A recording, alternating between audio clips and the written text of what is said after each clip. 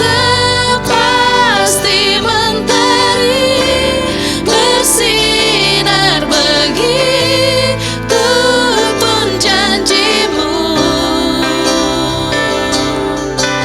Dalam segala perkara Engkau turut bekerja. Sepasti mentari bersinar begitu pun janjimu. Dalam segala perkara Engkau turut bekerja.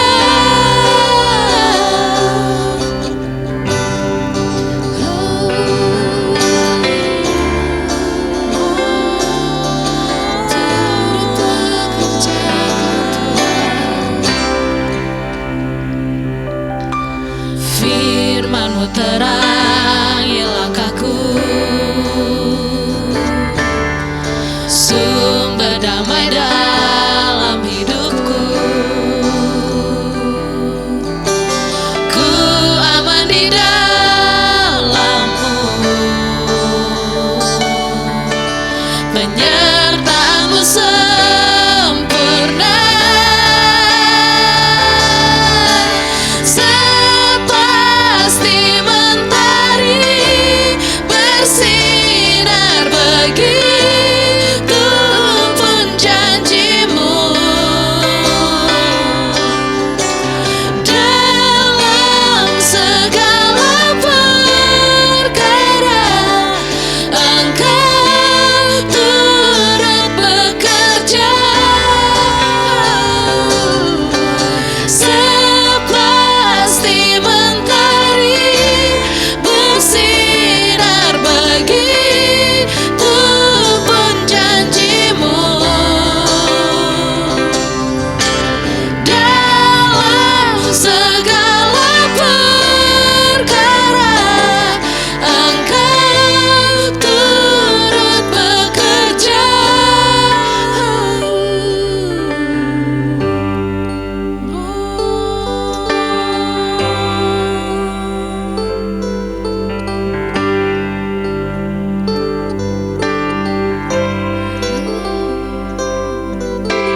Perisai pelindungku, batu karang yang teguh, benteng pengharapanku.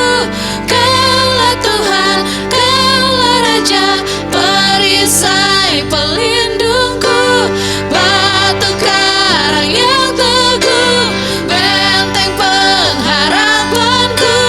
Kaulah Tuhan, Kaulah Raja, perisai pelindungku, batu karang yang teguh, benteng pengharapanku. Kaulah Tuhan, Kaulah Raja. Sepasti mentari bersinar begitu pun janjimu. Dalam segala perkara Engkau turut bekerja. Sepasti mentari bersinar begitu pun janjimu. Dalam segala perkara Engkau turut bekerja.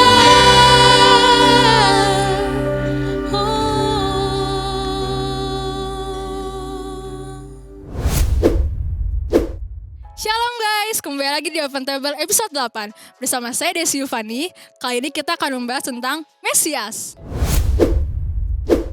Teman-teman pasti tahu, kisah awal Alkitab dimulai oleh kisah Adam dan Hawa. Adam dan Hawa tinggal di Taman Eden, dan di dalam taman itu terdapat semua kebaikan. Itu persis seperti yang Allah rencanakan. Kecuali di taman itu ada sebuah pohon yang dilarang oleh Allah untuk dimakan buahnya. Karena buah pohon itu berbahaya dan dapat membunuh Adam dan Hawa. Sebenarnya Allah memberikan kebebasan bagi Adam dan Hawa untuk mengelola Taman Eden. Namun Allah memberikan satu larangan itu. Terlihat gampang ya teman-teman, perintah dari Allah ini. Namun di Taman Eden itu ada seekor ular.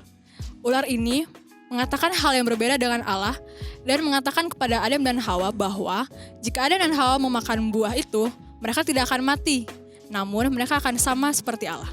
Lalu Adam dan Hawa mempercayai ular itu dan memakan buah itu. Akibatnya, segala kebaikan di Taman Eden musnah, serta kejahatan dan kematian masuk ke dalam dunia baik milik Allah. Nah, ada sebuah pertanyaan. Mengapa ada ular yang bisa berbicara di dalam Taman Eden? Karena ular ini adalah sumber masalah. Dan anehnya Alkitab tidak menjelaskan bagaimana dan mengapa ular ini bisa ada di dalam Taman Eden. Alkitab hanya menjanjikan ular sebagai ciptaan yang memberontak kepada Allah dan menginginkan manusia agar meragukan kebaikan Allah dan membawa manusia ke dalam jalan kematian. Sebenarnya apapun asal-usul ular ini, dia adalah sumber kejahatan yang telah menjalar ke dalam dunia dan kehidupan kita, bahkan sampai saat ini. Namun, ada pengharapan dalam kisah ini, yaitu ketika Allah memberikan janji kepada Adam dan Hawa. Allah berkata bahwa akan ada seseorang yang datang dan dia adalah keturunan Hawa. Orang ini akan datang dan meremukkan kepala si ular, serta menghancurkan segala kejahatannya. Ini janji yang aneh, tapi juga indah.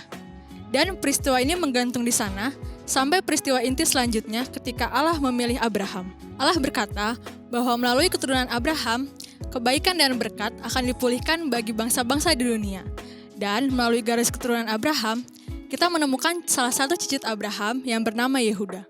Yehuda menerima janji bahwa akan ada seorang raja yang lahir dari keturunannya. Dan seluruh dunia akan mengikuti raja ini. Dan dia akan membawa perdamaian, serta akan ada banyak makanan, susu, anggur, dan kebun-kebun anggur. Ini akan menjadi sangat luar biasa. Raja pertama yang kita temukan dari keturunan Yehuda adalah Daud. Daud adalah seorang pahlawan.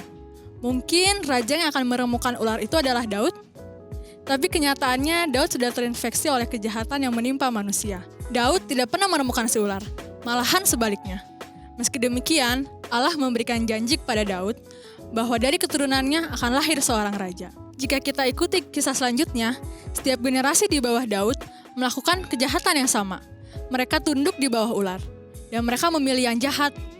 Mereka mengejar uang, seks, kekuasaan, serta menyembah Allah lain. Semuanya menjadi semakin buruk ketika mereka membawa bangsa Israel menuju kehancuran. Dan puncaknya adalah ketika bangsa Babel melakukan bangsa Israel. Sekarang tidak ada lagi raja yang dapat menggenapi janji ini. Tampaknya semua sudah gagal. Tapi dalam masa kegelapan ini, ada sekelompok orang unik yang disebut para nabi. Mereka terus berbicara tentang raja yang akan datang. Ia akan datang dan mengalahkan semua kejahatan. Ia akan memulihkan Taman Eden. Salah seorang nabi bernama Yesaya mengatakan lebih banyak mengapa raja ini akan diremukkan. Raja ini akan menderita oleh karena kejahatan manusia dan itu akan membunuhnya. Tapi dia akan segera kembali. Karena penderitaannya, maka kita sembuh. Tapi tidak lama kemudian, kitab perjanjian lama berakhir. Dan raja yang disebut-sebut akan datang untuk mengalahkan ular itu tidak pernah datang. Sedih ya guys kisah ini, seperti sudah tidak ada harapan lagi. Inilah mengapa di awal kitab perjanjian baru, kita diperkenalkan dengan Yesus dari Nazaret. Dia bukan orang biasa, dia akan menggenapi janji spesifik dari masa lalu. Kita belajar bahwa Yesus adalah keturunan Daud, Yehuda, dan Abraham. Dia mengelilingi Israel sambil menyerukan bahwa kebaikan kerajaan Allah telah datang. Dia melawan dampak kejahatan manusia dengan menyembuhkan dan mengampuni dosa manusia. Banyak orang percaya bahwa dia adalah raja yang telah dijanjikan itu. Tetapi Yesus mulai berkata kepada pengikut terdekatnya bahwa dia akan membawa kedamaian dengan mengambil alih dampak kejahatan manusia ke dalam dirinya. Perumpamaannya seperti luka yang fatal akibat gigitan ular.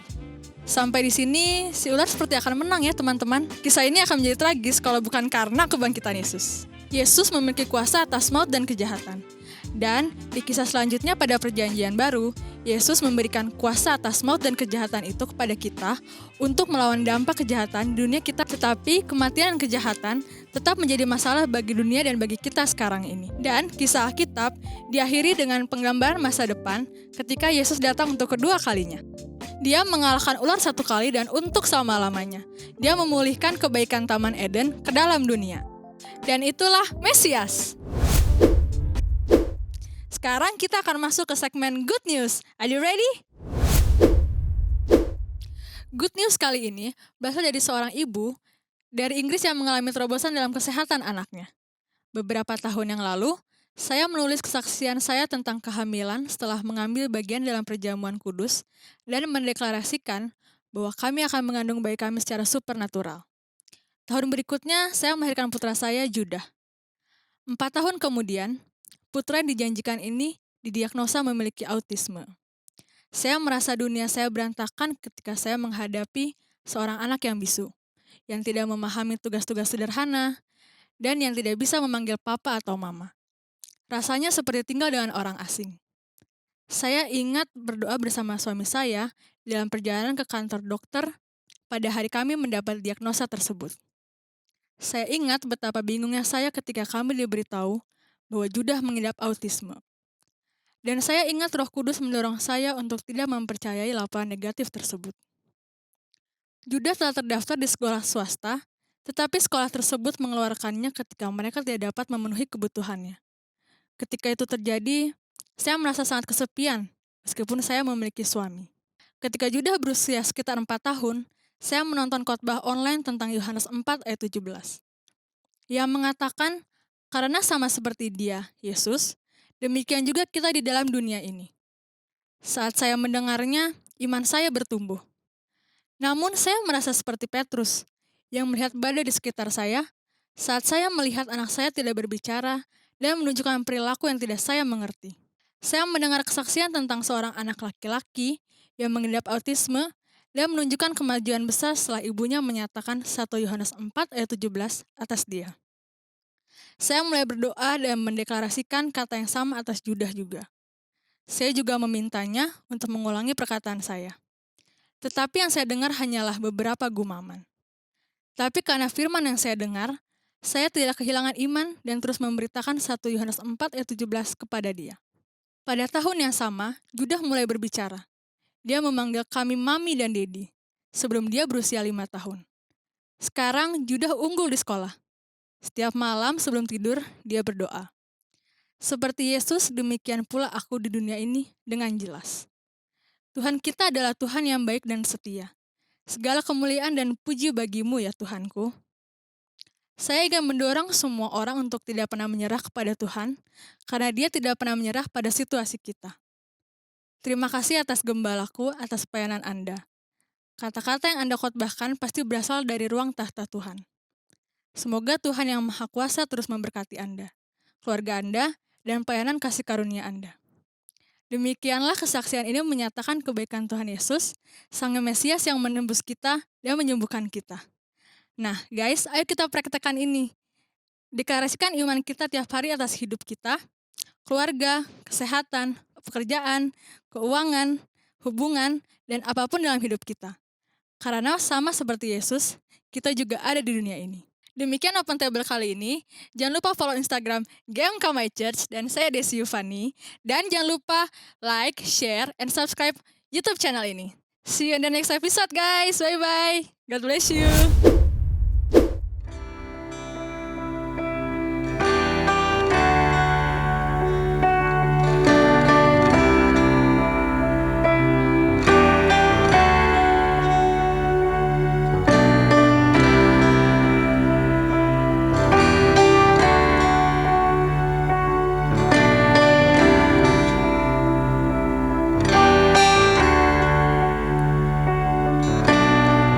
Bapakku yang kekal, pencipta yang esa, maha kuasa, dikandung Roh Kudus, Yesus Kristus datang, Kau juru selamatku.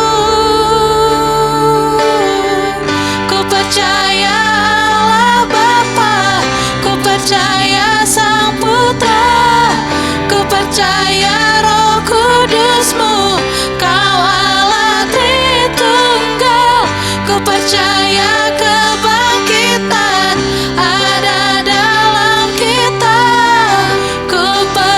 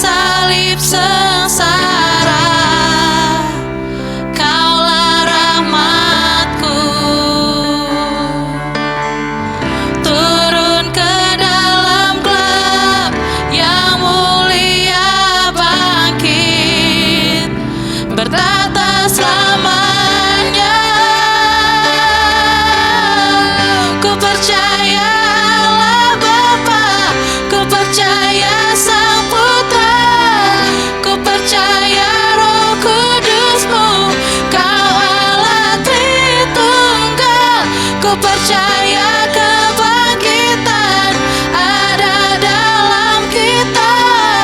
Ku percaya dalam nama Yesus. Ku percaya Allah Bapa, ku percaya Sang Putra, ku percaya Roh Kudus-Mu, Kau Allah Tritunggal. Ku percaya kebangkitan ada dalam kita. Ku percaya dalam nama Yesus. Ku percaya Engkau. Ku percaya Kau telah bangkit. Ku percaya Yesus Kristus Tuhan.